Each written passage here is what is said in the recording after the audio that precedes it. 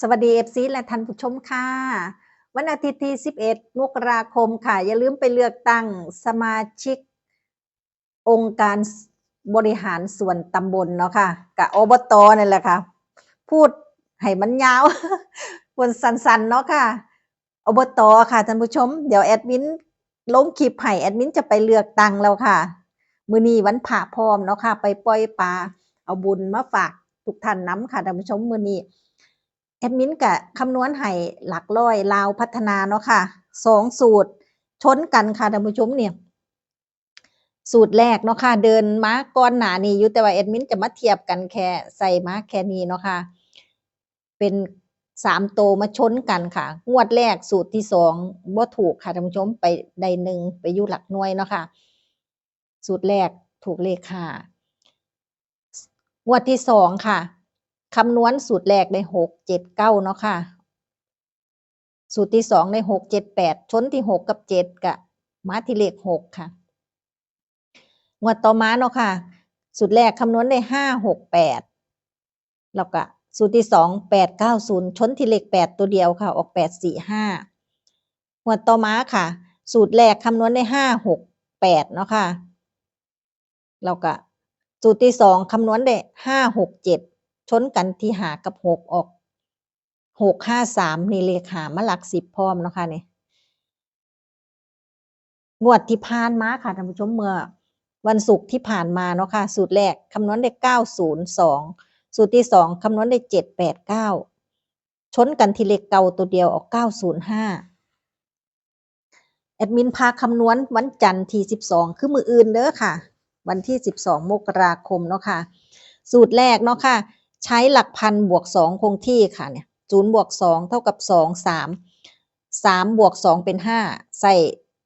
3ตำแหน่งค่ะแล้วก็สูตรที่2เนาะค่ะหลักหมื่นบวกหลักพันคูณ2บวกหลัก10คูณ2เนาะค่ะบวก3คงที่0หมดเลยค่ะเนี่ย0มาหลายคักงวดที่ผ่านมานี่ก็เท่ากับ3 4 5เลยเนาะค่ะก็ชนที่เลข3กับเลข5เด่นหลักร้อยลาวพัฒนานำมาฝาก FC เป็นสูตรเด่นหลัก10แล้วก็หลักหน่วยอย่างละหลัก10 2ตัวหลักหน่วย2ตัวจับคู่จะได้4คู่เนาะค่ะตรงค่ะท่านผู้ชมค่ะงวดแรกเนาะค่ะนี่หลัก10คำนวณได้4กับ5หลักหน่วยคำนวณได้0กับ1จับคู่กับ40 41 50 51ผลรางวัลออก541เนาะค่ะมานำกันเลยเนี่ยค่ะ3คน3ตัว541แต่ว่าเขาคิดแค่สูตรหลัก10กับหลักหน่วยเนาะค่ะถูกเป็นงวดแรกค่ะงวดที่2เนาะค่ะหลัก10ได้6กับ7หลักหน่วยได้1กับ2จับคู่กับ61 62 71 72ผลรางวัลออก26งวดนี้ออกเป็นตัวกลับค่ะงวดที่3ค่ะหลัก10ได้3กับ4หลักหน่วยได้7กับ8เป็นคู่โต๊ดกันค่ะท่านผู้ชมนี่หลัก10มาอยู่เลข4เนาะค่ะแต่ว่า8ไปอยู่8ไปอยู่หลักร้อยค่ะก็งวดนี้ก็ถือว่าผิดเนาะค่ะกลับมาเดินต่อค่ะท่านผู้ชมก็ใส่สูตรเดิมเนาะค่ะเดี๋ยวแอดมินค่อยบอกสูตรงวดต่อมาเนาะค่ะเนี่ยหลัก10คำนวณได้5กับ6หลักหน่วย2กับ3จับคู่กับ5 2 5 3 6 2 6 3ผลรางวัลออก6 5 3 6 5 3คืองวดนี้แท้ค่ะเนี่ย6 5 3เนี่ย5 4 1โอ้นี่คือกันเลยค่ะกับงวดแรกเนาะอันนี้เป็นเบิล6 2 6โอ้มาหลักร้อยพร้อม งวด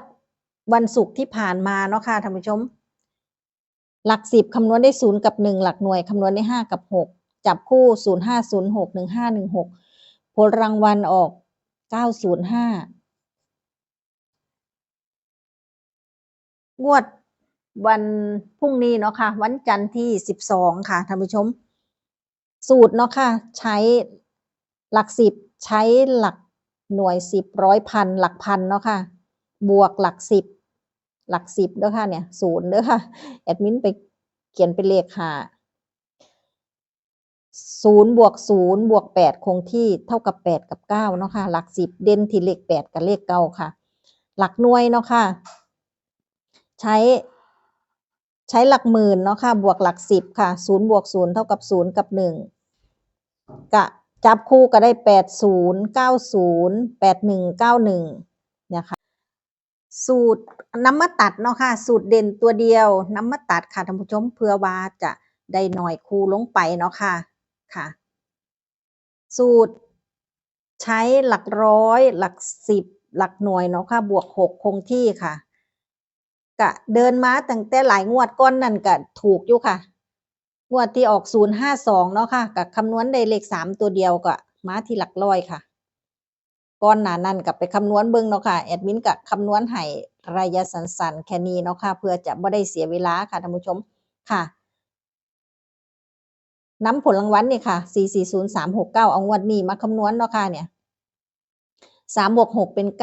9บวก9เป็น18 8บวก6เท่ากับ4เนาะค่ะผลลัพธ์ออกหา4 1เลข4มาหลัก10ค่ะงวดต่อมาเนาะค่ะคำนวณได้เลข6ออก6 2 6มาหลัก10มาหลักร้อยกับหลักหน่วยงวดต่อมาคำนวณได้เลข0ผิดค่ะท่านผู้ชมแต่ว่าผิดแล้วเพิ่นกลับมาเดินอีกเนาะค่ะก็ใส่ตำแหน่งเดิมเนาะค่ะนี่คำนวณได้เลข3ออก6 5 3มาหลักหน่วยคำนวณได้เลข0ออก905มาหลัก10เนาะค่ะงวดนี้แอดมินคำนวณให้เลข0ค่ะกะไปเด่นตัดเนาะค่ะตัดเด่นค่ะเนี่ย